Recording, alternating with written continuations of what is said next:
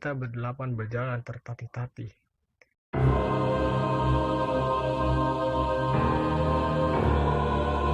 Assalamualaikum warahmatullahi wabarakatuh. Selamat datang di MSTR Channel. Pada kesempatan kali ini, saya akan menceritakan kelanjutan di teror kuntilanak di alun-alun Surya Kencana part 2. Buat teman-teman yang belum menonton part 1, tonton terlebih dahulu part 1 agar kalian tahu jalan ceritanya. Oke, kita langsung ke videonya.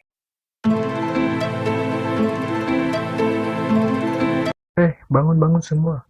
Mereka kaget saat saya masuk dan Uji nanya, "Ada apaan?" Saya kasih kode artinya emergency ke mereka. Semua langsung bangun. Saya tanya, "Lihat Hans enggak?" Mereka mulai panik. "Lah, bukannya di tenda sama elu, Rey?" Jawab Dores dan Komeng berbarengan.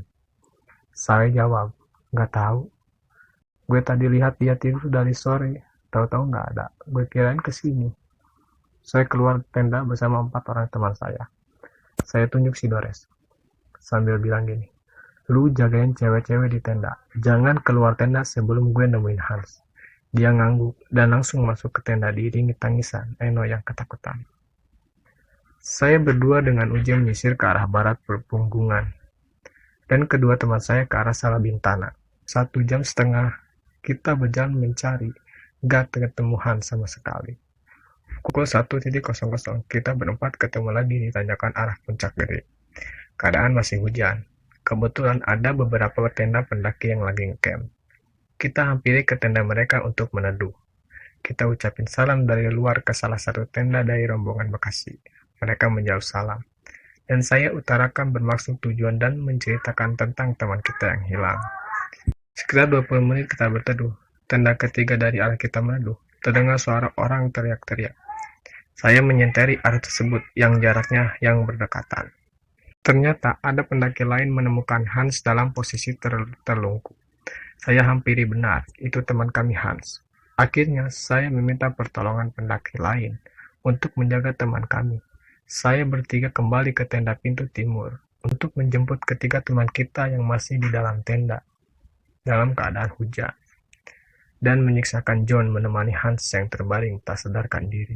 Pukul 2.15 kita sampai ke tenda dan segera kita packing semua tenda untuk bergabung dengan kedua teman kita.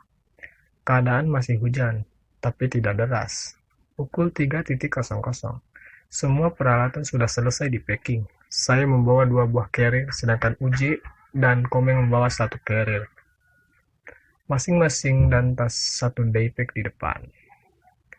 Kedua teman kita yang cewek berjalan lenggang sebelum menuju ke arah Hans terbaring.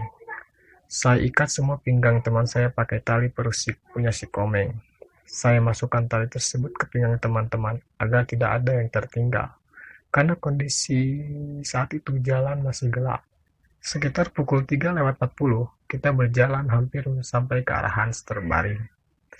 Tapi mendadak Eno terjatuh di perjalanan. Dia kesurupan. Kita berenam jatuh berbarengan karena tali yang masih mengikat. Uji mengambil inisiatif untuk membawa wanita ke arah Hans. Sementara, saya dan ketiga teman mengangkat Eno dengan meninggalkan carrier yang kami tutupi raincoat. Saya dan Komeng kembali membawa carrier yang tertinggal. Alhasil, pukul 4:30 kita baru bisa mendirikan tenda. Hans sudah sadar dan siuman di tenda pendaki lain. Saya nggak tertidur sampai pagi terang benderang. Saya kecapean dan baru bisa tidur pukul 7:30 di dalam tenda. Sekitar pukul 10, saya terbangun. Eno duduk di dekat muka saya. Dia nangis. Saya terbangun menanyakannya, "Lu kenapa?" Dia menjawab, "Gue mau turun." Saya memenangkan Eno untuk sementara waktu. Saya panggil ke-6 teman saya untuk berunding. Akhirnya kita turun pukul 11.30. Kita turun lewat jalur Putri. Saat masuk pos 4, hujan turun lebat sekali. Kita berdelapan berjalan tertatih-tatih. Eno terus memegang lengan saya. Sesekali dia berbicara, gue takut. Pukul 16.30. Akhirnya, kita sampai di base camp Putri. Eno langsung kita bawa ke homestay. Dia lemas karena efek menstruasi dan kelelahan. Dia terbangun pukul 20.00. Saat ia terbangun, ia pun menceritakan segala sesuatu yang terjadi di atas. Saat saya kuat mencari Hans, ada sosok kuntilanak tertawa di belakang tenda Nita. Dan Nita pun membenarkan perkataan Eno. Saat akan menjemput Hans yang terbaring, sosok kuntilanak tersebut mengikuti rombongan kita semua. Dan Eno terjatuh karena tubuhnya ditindih oleh sosok kuntilanak. Sampai pagi hari bayang-bayang, kuntilanak masih berada di pikiran Eno. Dan ketika arah turun, kuntilanak tersebut juga meneror Hans. Kita sebenarnya melihat kejadian serupa, tetapi kita nggak mau bilang ke sesama teman, agar tidak panik. Perlu diketahui, sejak Hans tiba di pintu timur dan berteriak kencang, sosok kuntilanak sudah berada tepat di depannya. Hans bukannya menghilang begitu saja di dalam tenda. Sosok kuntilanak tersebut membawanya ke arah tanjakan puncak Gunung Gede.